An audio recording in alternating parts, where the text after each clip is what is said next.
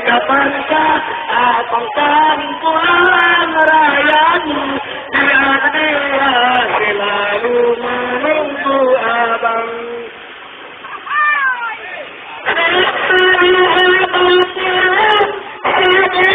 Abang menghilang entah kemana gelangan bukan saya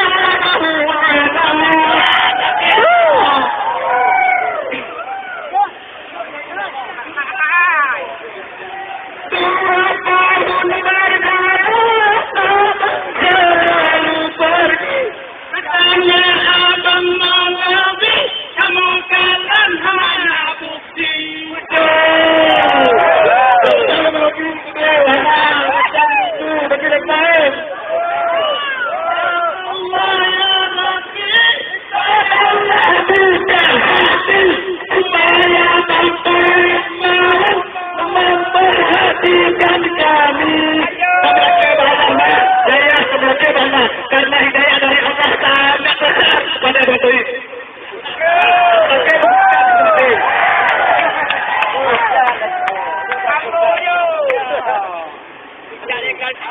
Anggaran perdagangan telah kurangkan untuk kami akan kembali supaya kita belajar. Jangan takut campur baju. Mereka dalam kaya baju menang-menang kan. Udah teman-teman kita yang ini. Pantai, negara muda rakyatmu dia selalu menunggu abang. Tahun kami makan sadar-sadarlah jangan buang-buang anggaran. Bila kau ketahuan, tak belum menyukai dengan lebih macam yang tadi. Terbikin tu. Abangkan pulang rakyatmu di Abdiya selalu menunggu abang. Bangtai jangan lagi keluaran rakyatmu di Abdiya selalu abang tinggalkan.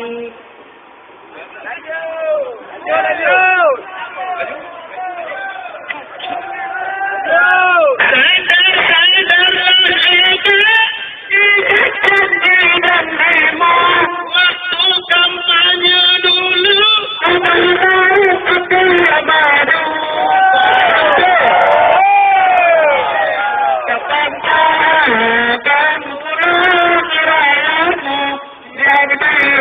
selalu menunggu abang. Bisa janjimu kan dipakai abang seduka dapat malah mundur ke belakang.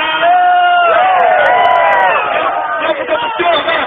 Karena hasil saya maklumlah hasil internasional hanya berakhir kena dakwah menipu masyarakat. Bangkai jangan lagi keluyuran rakyatmu di Abdiya selalu abang tinggalkan.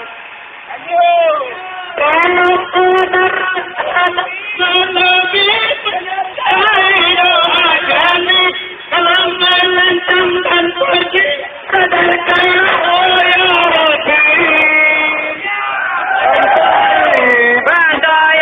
Kapankah abangkan pulang rakyatmu di Abdiya selalu menunggu abang. Bangkai